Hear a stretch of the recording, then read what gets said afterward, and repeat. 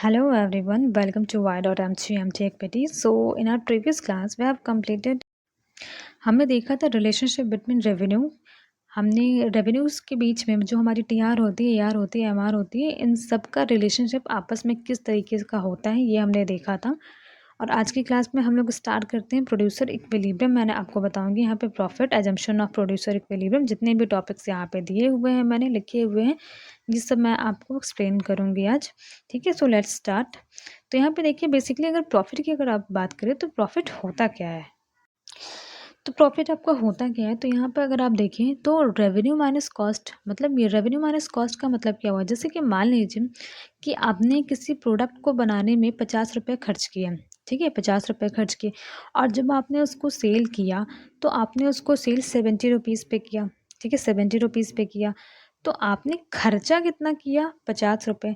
तो जब आप 70 - 50 करेंगे ना तो 50 रुपये तो आपका खर्चे का निकल गया। 50 रुपये आपका क्या हो जाएगा, वो तो खर्चे का निकल जाएगा जब आप 70 - 50 यहाँ पे करेंगे तो माइनस करने के बाद आपके पास बचेगा कितना, आपके पास 20 बचेगा। ठीक है, तो ये जो 20 आपकी हुई ये आपकी हो गई प्रॉफिट। ठीक है, 20 क्या हुई, प्रॉफिट हो गई। मतलब रेवेन्यू में से जब आप कॉस्ट माइनस कर देते हैं, रेवेन्यू में से जब आप कॉस्ट माइनस कर देते हैं, रेवेन्यू और इनकम, ठीक है, जब आप कॉस्ट माइनस कर देते हैं, कॉस्ट ऑफ प्रोडक्शन आप माइनस कर देते हैं, तो उसके बाद जो बचता है वो होता है आपका प्रॉफिट।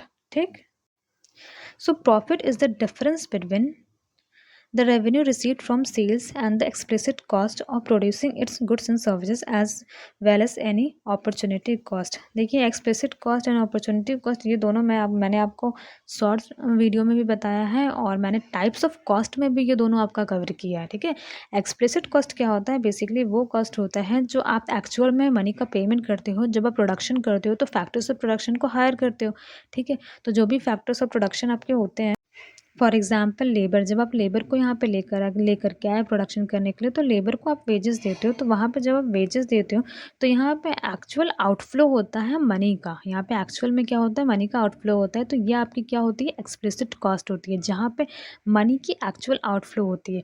और अपॉर्चुनिटी कॉस्ट तो मैंने आपको बताया ही है ना, कि जहाँ पे आप नेक्स्ट बेस्ट ऑल्टरनेटिव अगर आप सेलेक्ट कर रहे हो, जैसे कि मान लो आपके पास 100 रुपये है और 100 रुपये पे मैंने आपको ये चीज़ बोला कि या तो आप 100 रुपये का अपने लिए एक टी शर्ट खरीद लो या फिर जाके स्ट्रीट फूड खा लो। तो आपने क्या किया, ये सोचा कि नहीं मुझे टी शर्ट की ज़्यादा ज़रूरत है, मैं टी शर्ट खरीदूँ।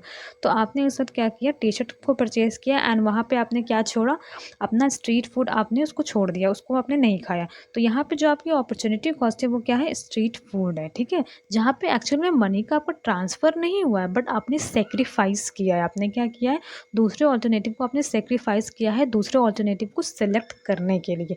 तो बेसिकली क्या होता है कि profit is a difference between revenue received from sales and cost. ठीक है, ये हम लोग बात करते हैं। रेवेन्यू जो हमें सेल करने से रिसीव हुआ है, मतलब हमने सेल किया है और हमें उसके बदले में कुछ रेवेन्यू रिसीव हुआ है, उसमें से जब हम लोग कॉस्ट को माइनस कर देंगे, कॉस्ट ऑफ प्रोडक्शन को जब हम लोग माइनस कर देंगे, तो जो हमारा बनकर आता है वो हमारा क्या आता है, प्रॉफिट आता है। ठीक है, profit Profit refer to the excess of a receipt from the sale of a goods over the expenditure incurred on producing them। तो यहाँ पे एक और डेफिनेशन मैंने यहाँ पे दिया है प्रॉफिट का। तो बेसिकली यहाँ पे प्रॉफिट क्या होता है लिखा है, रिसीट माइनस एक्सपेंडिचर क्या होता है, प्रॉफिट होता है। ये वही चीज़ है कि एक्सपेंडिचर मतलब जो आप खर्चा कर रहे हो एंड जो आपको रिसीव हुआ है, जो आपको रिसीट मिली है, उसका जब आप डिफरेंस निकाल दोगे। ठीक है, जैसे खर्चा आप 100 रुपये कर रहे हो, रिसीट आपको मिली है 200 की, तो आपका जो 100 रुपये बचा वो क्या हो गया, वो आपका प्रॉफिट हो गया। ठीक है, तो ये आपका दूसरा फॉर्मूला है जिससे आप कैलकुलेट कर सकते हो। यहाँ पे मैंने एक एग्जांपल आपको दिया है जहाँ पे लिखा है कॉस्ट ऑफ प्रोडक्शन आपकी क्या है, 1000 है। ठीक है, जिसको हम एक्सपेंडिचर भी हम कह सकते हैं। रेवेन्यू जो आपको मिली है वो 1500 मिली है, जब मतलब कि जब आपने 1000 के गुड्स बनाए और जब इसको मार्केट में सेल किया तो उसको उसके बदले में जो आपको रेवेन्यू मिली वो 1500 की मिली। तो यहाँ पे 500 जो है वो आपका क्या होगा, जब आपने दोनों का डिफरेंस निकाला तो 500 आपकी क्या होगी, प्रॉफिट हो गई। तो ये प्रॉफिट का पूरा कॉन्सेप्ट था। अब मैं आपको प्रोड्यूसर इक्विलिब्रियम बताऊंगी कि प्रोड्यूसर इक्विलिब्रियम बेसिकली होता क्या है। तो यहाँ पे अगर इक्विलिब्रियम का अगर मीनिंग मैं आपको बताऊं, तो इक्विलिब्रियम क्या होती है, ये वो स्टेट होती है जहाँ पे कोई चेंज नहीं होता है। जहाँ पे क्या होता है, कोई चेंज नहीं होता है। मतलब ये कि प्रोड्यूसर इक्विलिब्रियम हमें वहाँ पे मिलेगा जहाँ पे प्रोड्यूसर को सबसे ज़्यादा मैक्सिमम प्रॉफिट होगा। ठीक है, सबसे ज़्यादा प्रोड्यूसर को क्या होगा, मैक्सिमम प्रॉफिट होगा। प्रोड्यूसर को जब मैक्सिमम प्रॉफिट होने लगेगा तो ना ही वो आउटपुट को इंक्रीज़ करना चाहेंगे और ना ही वो आउटपुट को डिक्रीज़ करना चाहेंगे। किस केस में? जब आपके प्रोड्यूसर को मैक्सिमम प्रॉफिट होने लगेगा तब, ठीक है? तो वो सिचुएशन उनके लिए क्या हो जाएगी? वो सिचुएशन उनके लिए इक्विलिब्रियम हो जाएगी। जैसे मान लीजिए कि जहाँ पे भी हमारे प्रोड्यूसर को इक्विलिब्रियम मिल रहा है, जहाँ पे उनको लग रहा है कि उनका मैक्सिमम प्रॉफिट उनको अचीव हो रहा है, अगर मान लीजिए कि ज़बरदस्ती वो इंक्रीज़ करते हैं प्रोडक्शन करना, कि वो ज़्यादा से ज़्यादा और प्रोड्यूस करेंगे और सेल करेंगे, क्योंकि जहाँ पे उनको मैक्सिमम प्रॉफिट मिल गया। अगर ये प्रोड्यूसर कोई दूसरा ये सोचता है कि हम और ज़्यादा प्रोडक्शन करेंगे और ज़्यादा सेल करेंगे तो हमें और ज़्यादा प्रॉफिट होगा, बट प्रॉफिट ना होके आप और ज़्यादा प्रोडक्शन कर रहे हैं और ज़्यादा आउटपुट को जब सेल कर रहे हैं, अगर उनको लॉस हो जाता है तो इसका मतलब ये हो कि जिस पॉइंट पे वो पहले थे, जहाँ पे उनको मैक्सिमम प्रॉफिट हो रहा था, वही पॉइंट उनके लिए क्या था? इक्विलिब्रियम था। ठीक है, वही पॉइंट उनके लिए क्या था? इक्विलिब्रियम था। इसी वजह से यहाँ पे दो कंडीशन भी आप पढ़ेंगे, जिन दो कंडीशन को फुलफिल करना पड़ता है जब आप प्रोड्यूसर इक्विलिब्रियम को निकालते हैं। तो यहाँ पे देखिए क्या लिखा है, producers equilibrium refer to a price and output combination which bring maximum profit to the producer.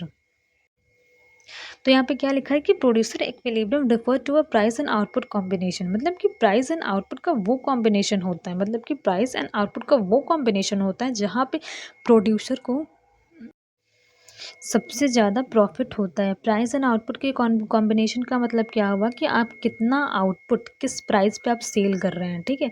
अगर आप मान लीजिए कि अपने आउटपुट को ऐसे प्राइस पे सेल कर रहे हैं जिसके वजह से आपको सबसे ज़्यादा मैक्सिमम प्रॉफिट हो रहा है, देन उसके बाद आप ये भी सोच रहे हो कि अगर यहाँ पे हमें मैक्सिमम प्रॉफिट हो रहा है तो मैं और ज़्यादा अपना आउटपुट सेल कर दूँ और ज़्यादा आउटपुट बढ़ा दूँ।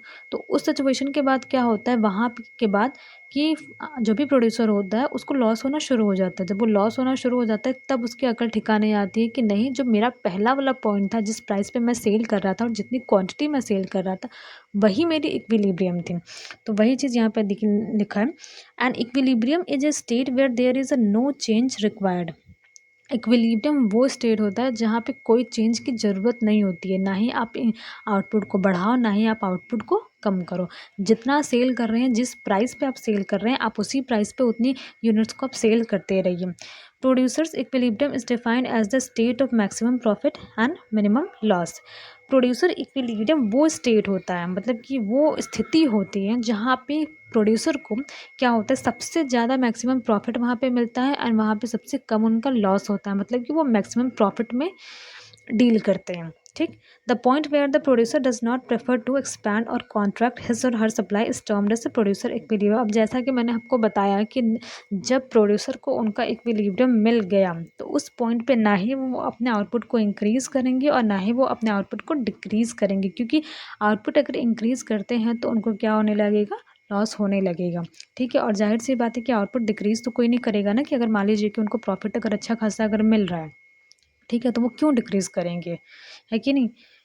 उसके बाद अगर देखिए तो यहाँ पे मैक्सिमम प्रॉफिट सिचुएशन की मैंने यहाँ पे आपको एक एग्जांपल दिया है। तो यहाँ पे देखिए कि प्रोड्यूसर क्या कर रहा है, 80 यूनिट्स ऑफ चॉकलेट प्रोड्यूस कर रहा है एंड उसकी प्रॉफिट क्या हो रही है, 600 की हो रही है। जब वो 80 यूनिट्स ऑफ चॉकलेट को सेल कर रहा है तो उसकी प्रॉफिट हो रही है 600 की।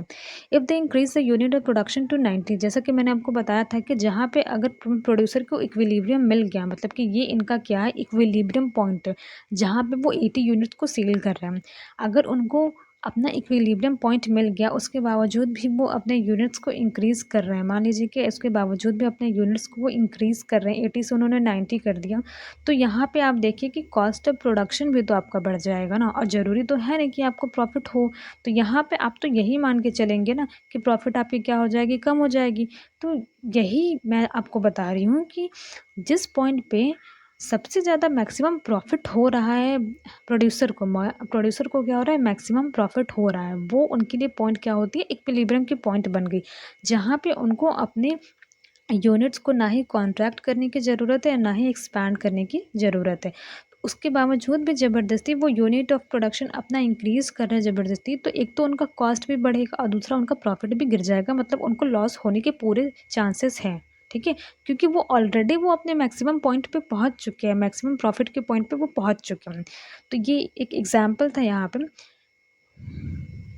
देन उसके बाद हम लोग देखेंगे कि अजम्पशंस ऑफ प्रोड्यूसर इक्विलिब्रियम जब हम लोग निकालेंगे देखेंगे अलग अलग केसेस में। यहाँ पे भी वो केसेस है जहाँ पे हम परफेक्ट कंपटीशन में हमारी प्राइस कांस्टेंट रहती है, उस वाले केस में भी देखेंगे। और वहाँ पे भी हम लोग देखेंगे कि इम्परफेक्ट कंपटीशन में जब हमारी क्या होती है, आउटपुट हमारी राइज करती है विथ फॉल इन प्राइस। ठीक है, तो पहले हम लोग एजम्पशंस देखेंगे कि what are the assumptions of producers equilibrium. तो यहाँ पे देखिए क्या लिखा है, producer equilibrium is attained at the point of maximum satisfaction where there is a no change required in the level of output. तो प्रोड्यूसर इक्विलिब्रियम कहाँ पे मिलता है? प्रोड्यूसर इक्विलिब्रियम वहाँ पे मिलता है उस पॉइंट पे जहाँ पे हमारे प्रोड्यूसर को मैक्सिमम सेटिस्फैक्शन मिलता है। और मैक्सिमम सेटिस्फैक्शन कहाँ पे मिलता है? जहाँ पे उनका प्रॉफिट सबसे ज़्यादा मैक्सिमाइज होता है, मतलब कि प्रॉफिट जहाँ पे उनका मैक्सिमाइज हो जाता है वहाँ पे हमारे प्रोड्यूसर को मैक्सिमम सेटिस्फैक्शन मिलता है। और वही जो पॉइंट होता है वही पॉइंट क्या होता है? प्रोड्यूसर इक्विलिब्रियम होता है, जहाँ पे कोई भी चेंज की रिक्वायरमेंट नहीं होती है। ठीक है, एक बार प्रोड्यूसर को उनका इक्विलिब्रियम मिल गया, इक्विलिब्रियम पॉइंट उनको मिल गया, तो वहाँ से उनको आउटपुट लेवल में कोई भी चेंज करने की ज़रूरत नहीं पड़ती है। तो यहाँ पे फर्स्ट पॉइंट देखिए क्या है, प्रॉफिट मैक्सिमाइजेशन। तो पहला एजम्पशन हम क्या लेंगे प्रोड्यूसर इक्विलिब्रियम देखने के वक्त? Profit maximisation. Producer are assume to aim at maximizing their profit, which is the difference between total revenue and total cost। यहाँ पे प्रोड्यूसर का एम क्या होना चाहिए? प्रोड्यूसर का एम होना चाहिए कि वो अपने प्रॉफिट को ज़्यादा से ज़्यादा मैक्सिमाइज़ करने की कोशिश करें। मतलब कि जो टीआर एंड टीसी के बीच का जो डिफरेंस हो वो ज़्यादा से ज़्यादा हो। मतलब कि जितना ज़्यादा टीआर एंड टीसी के बीच का डिफरेंस होगा उतनी वो सिचुएशन उनके लिए ज़्यादा अच्छी होगी, उतनी ज़्यादा अच्छी होगी। ज़्यादा अगर टीआर एंड टीसी के बीच में अगर डिफरेंस है तो वहाँ पर उनको इक्विलिब्रियम मिलने के पूरे चांसेस रहते हैं। ठीक है, तो जो प्रोड्यूसर का एम होता है वो उनका मेन एम ये एज्यूम करके चला जाता है कि प्रॉफिट मैक्सिमाइजेशन ही उनका मेन एम है। ठीक है, ये हमारा फर्स्ट पॉइंट है। सेकंड पॉइंट क्या है? Fix technology. The production technology and method used by the producer are assumed to remain fixed in the short run. Technology change can typically be considered in the long run। अब जैसा कि आप जानते हैं कि short run में हमारे कुछ ही ऐसे फैक्टर्स होते हैं जो चेंज किए जा सकते हैं, एंड जो भी हमारे फिक्स फैक्टर्स होते हैं as well as variable factors भी, स्पेशली हमारे फिक्स्ड फैक्टर का लॉन्ग रन में चेंज होता है। क्योंकि फिक्स्ड फैक्टर का शॉर्ट रन में चेंज नहीं होता है, फिक्स्ड फैक्टर का बस लॉन्ग रन में ही चेंज होता है। But variable factor short run में भी चेंज होती है एंड लॉन्ग रन में भी चेंज होती है। तो यहाँ पे ये कहा गया है कि जिस टेक्नोलॉजी एंड जिस मेथड से प्रोडक्शन किया जा रहा है, ठीक है, जिस भी टेक्नोलॉजी एंड जिस मेथड से प्रोडक्शन किया जा रहा है बाय प्रोड्यूसर, वो क्या होगी शॉर्ट रन में उसको ये एज्यूम करके चला जाएगा कि जो टेक्नोलॉजी है, जो मेथड है, शॉर्ट रन में वो क्या होगी? चेंज नहीं होगी। शॉर्ट रन में जैसी है वो वैसी ही रहेगी, मतलब फिक्स रहेगी। अगर टेक्नोलॉजी एंड मेथड में अगर आपको चेंज करना है तो वो लॉन्ग रन में ही चेंज होगा। तो यहाँ पे ये एज्यूम करके चला जाएगा कि जो हमारी टेक्नोलॉजी और मेथड होगी वो शॉर्ट रन में फिक्स रहेगी। ठीक, फिक्स इनपुट प्राइसेस। इनपुट के जो प्राइसेस होंगे, जैसे कि मान लीजिए कि like labour, raw material etcetera are assume to remain constant in short run. जैसा कि मैंने आपको बताया था कि जो हमारे वेरिएबल फैक्टर्स होते हैं वो शॉर्ट रन में क्या होंगे? used by the producer are assumed to remain fixed in the short run. Technology change can typically be considered in the long run। अब जैसा कि आप जानते हैं कि शॉर्ट रन में हमारे कुछ ही ऐसे फैक्टर्स होते हैं जो चेंज किए जा सकते हैं, एंड जो भी हमारे फिक्स फैक्टर्स होते हैं as well as variable factors भी, स्पेशली हमारे फिक्स्ड फैक्टर का लॉन्ग रन में चेंज होता है। क्योंकि फिक्स्ड फैक्टर का शॉर्ट रन में चेंज नहीं होता है, फिक्स फैक्टर का बस लॉन्ग रन में ही चेंज होता है। But variable factor short run में भी चेंज होती है एंड लॉन्ग रन में भी चेंज होती है। तो यहाँ पे ये कहा गया है कि जिस टेक्नोलॉजी एंड जिस मेथड से प्रोडक्शन किया जा रहा है, ठीक है, जिस भी टेक्नोलॉजी एंड जिस मेथड से प्रोडक्शन किया जा रहा है बाय प्रोड्यूसर, वो क्या होगी शॉर्ट रन में उसको ये एज्यूम करके चला जाएगा कि जो टेक्नोलॉजी है, जो मेथड है, शॉर्ट रन में वो क्या होगी? चेंज नहीं होगी। शॉर्ट रन में जैसी है वो वैसी ही रहेगी, मतलब फिक्स रहेगी। अगर टेक्नोलॉजी एंड मेथड में अगर आपको चेंज करना है तो वो लॉन्ग रन में ही चेंज होगा। तो यहाँ पे ये एज्यूम करके चला जाएगा कि जो हमारी टेक्नोलॉजी और मेथड होगी वो शॉर्ट रन में फिक्स रहेगी। तो हमारा थर्ड पॉइंट क्या है? थर्ड पॉइंट है हमारा फिक्स्ड इनपुट प्राइजेस। इसका मतलब ये है कि प्रोडक्शन के दौरान जो भी इनपुट लग रहा है, ठीक है, जो भी इनपुट लग रहे हैं उनकी प्राइजेस क्या होंगी, वो फिक्स्ड एज्यूम करके चलेंगे। जैसे यहाँ पे लिखा है prices of input like labour, raw material etcetera are assume to remain constant in short run. In the long run prices can vary. Short run में हम लोग ये मान के चलेंगे कि जो इनपुट्स हम लोग लगा रहे हैं उन इनपुट्स के जो प्राइजेस होंगे वो क्या होंगे, फिक्स होंगे, ठीक है। फोर्थ पॉइंट क्या है? Rational behaviour. Producer are assume to be a rational decision maker who make choices that are in the best economic interest. जो भी प्रोड्यूसर होंगे वो ऐसे ऑप्शंस को, ऐसे डिसीजन लेंगे और ऐसे ऑप्शंस को सिलेक्ट करेंगे जो उनके इंटरेस्ट के लिए, मतलब कि उनके इकोनॉमिक इंटरेस्ट के लिए बहुत बेनिफिशियल हों। ऑल्सो जहाँ पे उनका मैक्सिमम प्रॉफिट उनको मिले, ठीक है। तो उनका बिहेवियर किस तरीके से होना चाहिए? रैशनल बिहेवियर होना चाहिए। वो एक ऐसे डिसीजन मेकर हो जहाँ पे वो किसी भी तरीके की लापरवाही ना करें और वो ऐसे चॉइसेस सेलेक्ट करें, मतलब ऐसे चॉइस करें जहाँ पे उनको सबसे ज़्यादा उनको प्रॉफिट मिले।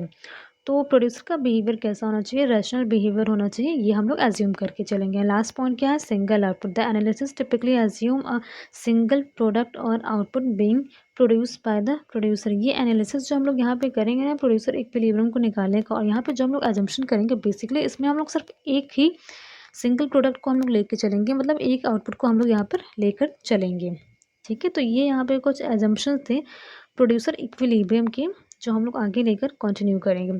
तो यहाँ पे देखिए कि उसके बाद क्या, method of determination of producers equilibrium.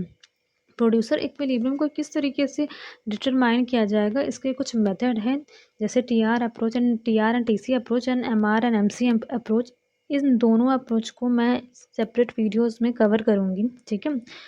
तो यहाँ पे क्या लिखा है? The producers equilibrium can be determined by two approaches. वो दो अप्रोच क्या है? पहला हमारा क्या है? TR and TC approach, and दूसरा अप्रोच क्या है हमारा? MR and MC approach. तो यहाँ पे थोड़ा थोड़ा अगर मैं समझा दूँ तो क्या होता है, देखिए, अगर टीआर एंड टीसी में जहाँ पे सबसे ज़्यादा मैक्सिमम गैप होगा, ठीक है, डिफरेंस जहाँ पे सबसे ज़्यादा होगा, वहाँ पे हमारा क्या होगा? प्रोड्यूसर का इक्विलिब्रियम बन जाएगा, ठीक है। सेकेंडली अगर आप ये चीज़ समझे कि marginal revenue and marginal cost में जिस भी पॉइंट पे सबसे ज़्यादा डिफरेंस होगा इन दोनों के बीच में, वहाँ पे क्या होगा? उनका प्रोड्यूसर इक्विलिब्रियम बन जाएगा। A producer can achieve equilibrium under two state when price are constant, जैसे कि हमने परफेक्ट कंपटीशन में बताया था, and when price fall with the increase in output, जैसा कि इम्परफेक्ट कंपटीशन में मैंने आपको बताया था। तो ये यहाँ पे दो हमें सिचुएशन भी दिए गए हैं जहाँ पे हम लोग देखेंगे, क्या देखेंगे कि वहाँ पे हमारे प्रोड्यूसर को किस तरीके से वो अपना इक्विलिब्रियम अचीव करते हैं, कैसे उनको इक्विलिब्रियम मिलता है, ठीक है। तो यहाँ पे देखिए टीआर एंड टीसी अप्रोच, वैसे तो मैं सेपरेट वीडियो में पूरा इन डिटेल आपको समझाऊंगी, बट यहाँ पे मैं थोड़ा सा यहाँ समझा रही हूँ। तो यहाँ पे क्या लिखा है? This is a situation where there is the largest gap between TR and TC. जैसा कि मैंने आपको बताया कि जिस पॉइंट पे टीआर एंड टीसी के बीच में सबसे ज़्यादा गैप होगा, वो पॉइंट क्या हो जाएगा? वो पॉइंट पे हमारा मिल जाएगा प्रोड्यूसर इक्विलिब्रियम, ठीक है। If increase the production then total cost increases. जैसा कि मैंने आपको पहले भी बताया था कि एक बार प्रोड्यूसर को उनका इक्विलिब्रियम पॉइंट मिल गया, उसके बाद अगर प्रोड्यूसर ज़बरदस्ती अपने आउटपुट को इंक्रीज़ कर रहा है तो उसके बाद उनको लॉस होने के पूरे चांसेस रहेंगे, ठीक है। और उनका जो टोटल कॉस्ट ऑफ प्रोडक्शन रहेगा वो भी क्या हो जाएगा? इंक्रीज़ हो जाएगा। तो जिस पॉइंट पे प्रोड्यूसर को सबसे ज़्यादा उनका मतलब मैक्सिमम प्रॉफिट उनको मिल चुका है, जो वो पॉइंट हमारा क्या हो जाएगा? इक्विलिब्रियम हो जाएगा। एंड उसके बाद आउटपुट को इंक्रीज़, मतलब कि एक्सपैंड और कॉन्ट्रैक्ट दोनों ही करने की ज़रूरत नहीं पड़ेगी, ठीक है। So the point where there is a large gap between TR and TC that will be producers equilibrium. जैसा कि मैंने आपको बताया है कि टीआर एंड टीसी के बीच में जिस भी पॉइंट पे सबसे ज़्यादा गैप रहेगा वो क्या हो जाएगा? प्रोड्यूसर इक्विलिब्रियम हो जाएगा, ठीक है। ये शॉर्ट एक्सप्लेनेशन है, ठीक है। सेकेंडली मैं आपको बताऊंगी M R and F C F approach क्या होता है। तो M C and M R approach में हम लोग प्रोड्यूसर इक्विलिब्रियम को किस तरीके से फाइंड करते हैं, आप देखिए। जहाँ पे हमारा M R and M C क्या हो जाता है, ये दोनों इक्वल हो जाता है, एंड उसके नेक्स्ट आउटपुट से अगर आप देखें तो हमारी एम सी क्या हो जाती है? ज़्यादा हो जाती है एम आर की। तो वो पॉइंट जो हमारा होता है जहाँ पे हमारा M R is equals to M C हो जाता है, वो पॉइंट हमारा क्या होता है? प्रोड्यूसर इक्विलिब्रियम का होता है। जैसा कि यहाँ पे लिखा है, this is a situation where marginal revenue is equals to marginal cost. If we increase the production then marginal cost increase and marginal revenue will decrease. ठीक है, तो जब आप प्रोडक्शन इंक्रीज करोगे, जैसे मान लीजिए कि 5th यूनिट पे आपको पता चल गया कि यहाँ पर आपका MR is equals to MC है। ठीक है, उसके बावजूद भी आप ज़बरदस्ती जब आप प्रोडक्शन करना शुरू करेंगे फिर से, अब 6th यूनिट जब आप प्रोड्यूस करेंगे तो आप वहाँ पे ये चीज़ देखेंगे कि आपकी MC क्या होगी, वो ज़्यादा हो जाएगी MR से। मतलब ये कि आपकी कॉस्ट ज़्यादा लग रही है और आपको जो रेवेन्यू मिल रहा है वो आपको कम मिल रहा है। ठीक है, तो उसके एक पहले वाले पॉइंट पे आप देखोगे जहाँ पे आप 5th यूनिट प्रोड्यूस कर रहे थे, तो वहाँ पे आपका क्या था, MR is equals to MC था।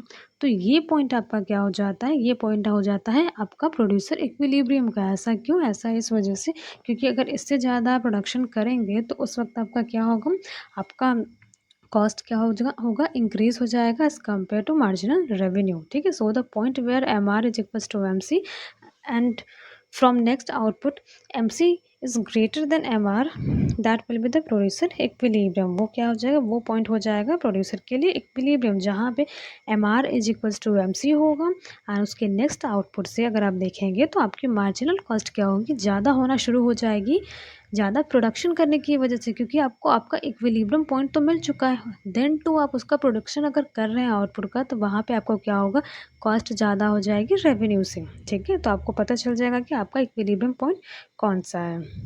दो सिचुएशन कौन से थे जहाँ पे हम लोग पढ़ेंगे प्रोड्यूसर इक्विलिब्रियम के बारे में, किस तरीके से उन दो सिचुएशन में हम लोग प्रोड्यूसर इक्विलिब्रियम को फाइंड करेंगे। तो पहला सिचुएशन क्या है, हमारा परफेक्ट कंपटीशन का है और दूसरा हमारा इम्परफेक्ट कंपटीशन का है। परफेक्ट कंपटीशन में एज यूजुअल आप जानते हो कि वहाँ पे जो हमारी इंडस्ट्री होती है वो प्राइस मेकर होती है एंड फर्म हमारी प्राइस टेकर होती है। इसी वजह से क्या होता है कि हमारी फर्म जो होती है वो प्राइस को बिल्कुल भी इन्फ्लुएंस नहीं कर सकती है। इसी वजह से क्या है, फर्म जो होती है वो प्राइस को इन्फ्लुएंस नहीं कर सकती हैं, क्योंकि हमारे जो प्रोडक्ट होते हैं परफेक्ट मार्केट में वो किस तरीके के प्रोडक्ट होते हैं, वो होमोजीनियस प्रोडक्ट होते हैं। ठीक है, तो वहाँ पे क्या होता है कि प्राइस रिमेन कांस्टेंट, प्राइस क्या होता है, रिमेन कांस्टेंट होता है। अगर आप देखें सेकंड पॉइंट पे क्या है, when price fall with rise in output. ठीक है, तो यहाँ पे मैंने आपको क्या बताया था कि इम्परफेक्ट कंपटीशन में जो हमारे प्रोडक्ट होते हैं वो कैसे प्रोडक्ट होते हैं, वो डिफरेंशिएटेड प्रोडक्ट हमारे होते हैं। वो कैसे प्रोडक्ट होते हैं, डिफरेंशिएटेड प्रोडक्ट होते हैं और हेट्रोजीनियस प्रोडक्ट भी आप इसको बोल सकते हैं। हेट्रोजीनियस प्रोडक्ट भी आप इनको बोल सकते हैं। जो प्रोडक्ट हमारे क्या होते हैं, सिमिलर होते हैं। ठीक है, प्रोडक्ट क्या होते हैं, सिमिलर होते हैं बट सेम नहीं होते। इसका मतलब क्या हुआ कि जैसे मान लीजिए कि जैसा कि हमने सोप का एग्जांपल लिया, तो यहाँ पे आपने देखा कि सोप हमारे डिफरेंट डिफरेंट ब्रांड्स की होती है। जैसे मान लीजिए आप लक्स ले लीजिए, पियर्स ले लीजिए, डव ले लीजिए, बट सबकी जो प्रॉपर्टीज़ है, सबकी जो फीचर्स है वो अलग अलग है। कोई ज़्यादा स्मूथ करता है तो कोई ज़्यादा साफ़ करता है। ठीक है, तो यहाँ पे जो हमारी सोप है उन सबकी जो स्पेसिफिकेशन है वो अलग अलग है। ठीक है, तो ये दो सिचुएशन हम लोग पढ़ेंगे कि इन दो सिचुएशन में कैसे हम लोग प्रोड्यूसर इक्विलिब्रियम को फाइंड करेंगे। ठीक, तो आज मैंने आपको क्या पढ़ाया, आज मैंने आपको बेसिकली पढ़ाया है कि प्रोड्यूसर इक्विलिब्रियम क्या होती है एंड ये सारे टॉपिक्स मैंने थोड़ा थोड़ा कवर कराया है, बट इन सब की सेपरेट वीडियोस आएंगे। जैसे TR एंड TC अप्रोच हम लोग पढ़ेंगे, MR एंड MC अप्रोच पढ़ेंगे। दोनों केसेस में हम लोग पढ़ेंगे। परफेक्ट कंपटीशन के भी केस में, मतलब कि जब हमारी प्राइस क्या होती है, कांस्टेंट होती है, एंड जो हमारी इम्परफेक्ट कंपटीशन है उनके भी केस में हम लोग पढ़ेंगे जब हमारी प्राइस क्या होती है, वो फॉल होती है एंड हमारी जो आउटपुट क्या होती है वो राइज होती है। So thank you for today. I hope कि मैंने बहुत सिंपल वर्ड्स में बहुत धीरे धीरे सॉफ्टली बोलकर आपको समझाया है। So thank you for your time and please like share and subscribe. Thank you.